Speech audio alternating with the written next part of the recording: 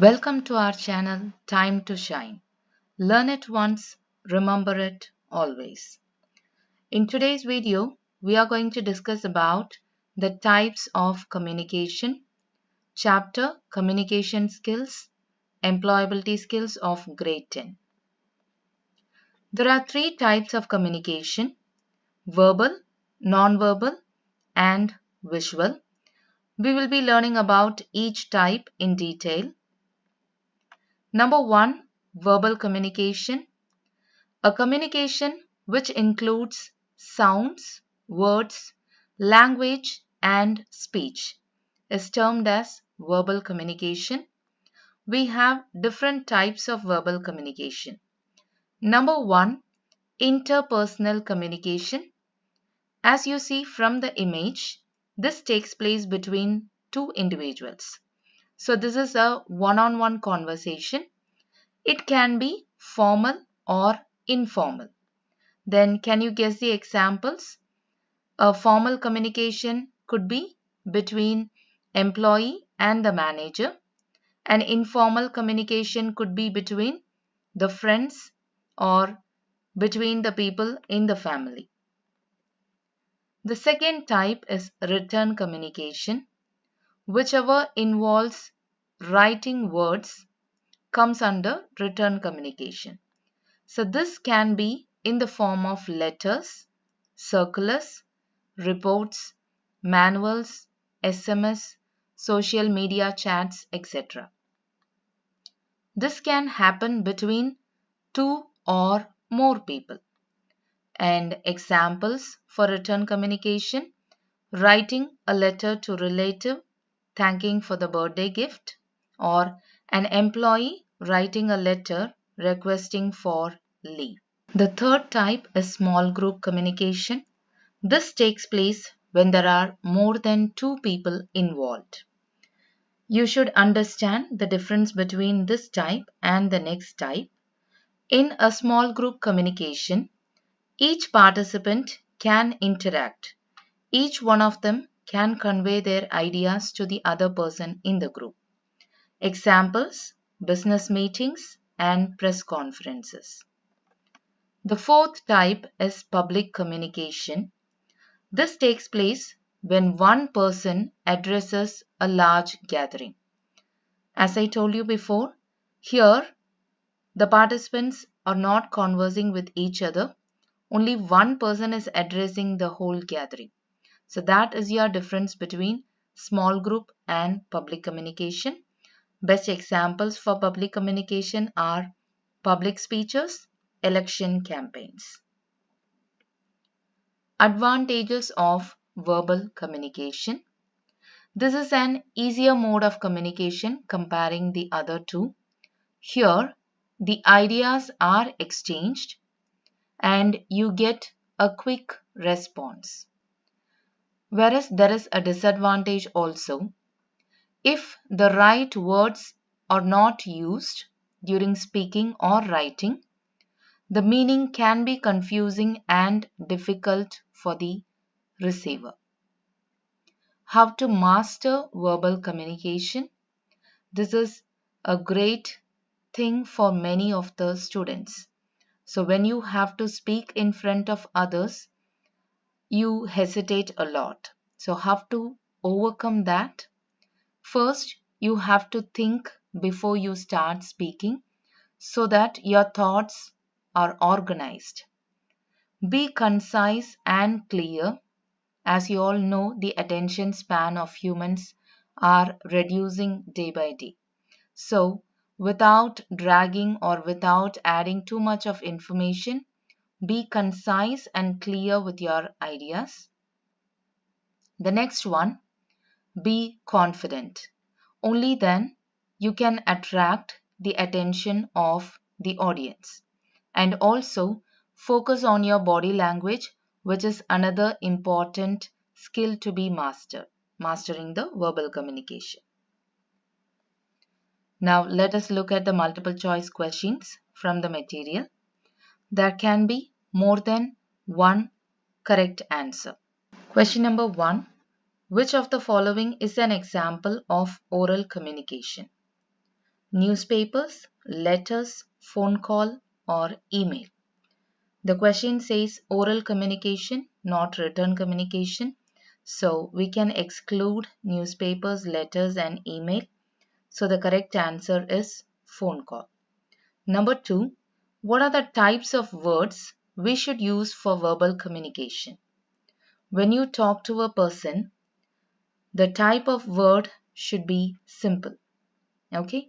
You cannot use acronyms, you cannot use technical terms because we cannot assure that everyone is aware of the technical terms, and also jargons, difficult words.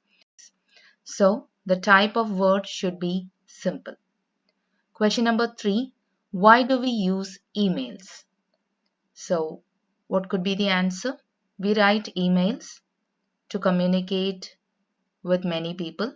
Yes, that is a correct answer. And do you share documents and files through emails? Yes, we do. That is also a correct answer. To talk to each other in real time. No, we don't use emails to talk to each other in real time. And the last one, to keep a record of communication. After you send email, is there a record? Yes, emails are there. Even in the future, if you want, you can take it out and use it. So, these are the answers.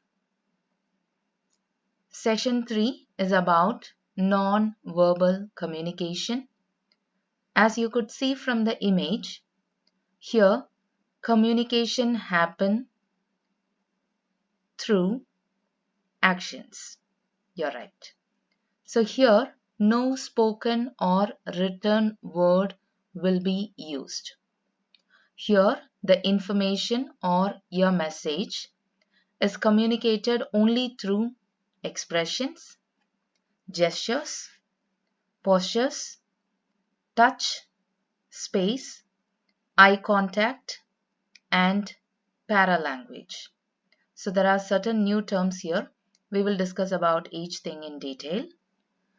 Before going into it, what is the importance of non-verbal communication?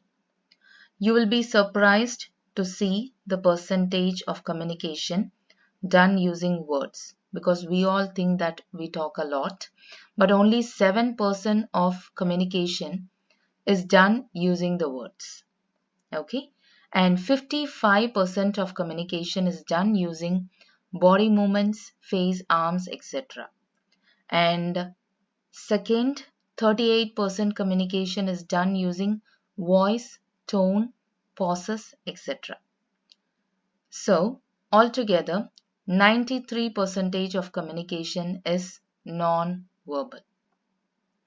These are the types of non-verbal communication.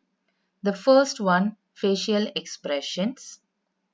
So when you are happy or when you are sad, you are surprised, everything can be identified from your face expression, right? So do greet someone with a smile and keep your face relaxed. Match your expressions with your words. Also, when you are listening to someone, nod your head. It shows how attentive you are. The second type, posture.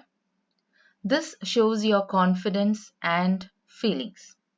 Example, a straight body posture shows confidence, while a slumped posture is a sign of weakness. And how to use this effectively? You have to keep your shoulders straight and body relaxed, and sit straight while resting your hands and feet in relaxed position. While standing, keep your hands by your sides, not in your pockets. Third one, gestures or body language. So gestures include body movements. For example, raising a hand in a class to ask a question and biting nails when you are nervous. How can you use gestures or body language effectively? Keep your hands open while you talk and avoid pointing your hand at people. Tilt your head a bit to show that you are attentive. The next one is touch. So we do communicate a great deal through touch. Example, a firm handshake shows how confident you are, or if your hands are shaky and if you are sweating, the person to whom you are shaking your hands will understand that you are nervous. So touch is a great deal in communicating. And the next one is space. Space is nothing but the physical distance between the two people. So, based on the distance between the people, you can understand whether they are very close or they are not known to each other. Okay, so do focus on the space when you talk to someone. The next important point is eye contact. The way you look at someone do communicate a lot. So, when you are listening to someone, pay attention to the person, otherwise, the other person will feel ignored. So, look at someone doesn't mean that you have to stare at them. Keep a relaxed look. Maintain eye contact with intermittent breaks. The next new term here is para-language. What is this para-language? Here, in non-verbal communication, we don't use words, but you have to focus on the tone, the speed, and the volume of your voice. Okay? For example, talking fast may show happiness or excitement or nervousness. Okay? So use a suitable tone and volume. Also, maintain a moderate speed while talking so others can understand you better. This is the third type of communication. Do someone need to explain to you, or just by looking at the signs, you could guess what it is? You are right. Just by looking at the signs, I can tell that mobile phone is not allowed, no parking, and the vehicle should stop. This type of communication is called as visual communication. This is very effective since it involves interchanging messages only through images or pictures. Therefore, the person need not know any particular language to understand this communication.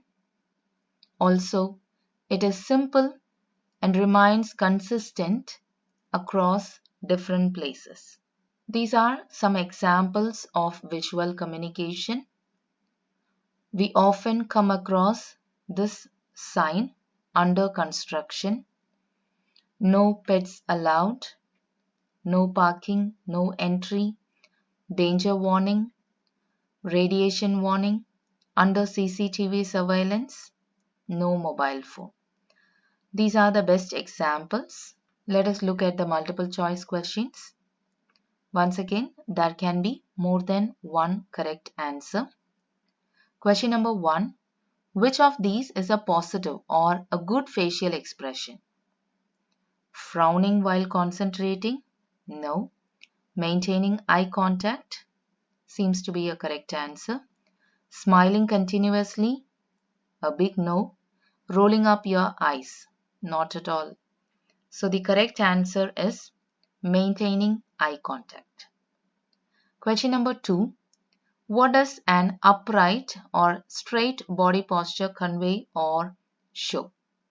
We just discussed about it. A straight body posture shows confidence. Question number 3. Which of these is not an appropriate non-verbal communication at work? Keeping hands in pockets while talking? No. Talking at moderate speed? Yes. Sitting straight? Yes. Tilting head a bit to listen? Yes. So the answer, the inappropriate way of nonverbal communication, is keeping hands in pockets while talking. Question number 4. Which of the following statement is true about communication? Hope you remember the picture, the pie chart sort that we have seen. The correct answer is 7% of communication is done using words. So, students, the last question is for you. Put an X mark against the actions which are examples of bad non-verbal communication. So, based on whatever we learnt, I encourage you to go ahead and do question number 5. In the next video, we will discuss about feedback and barriers for effective communication. See you all soon. Thank you.